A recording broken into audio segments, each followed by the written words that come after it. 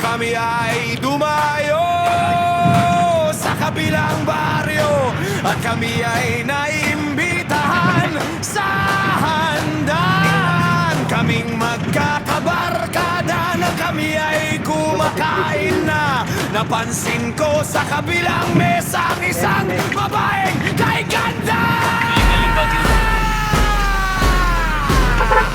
Nabibad niya ang puso ko. Oh, binibig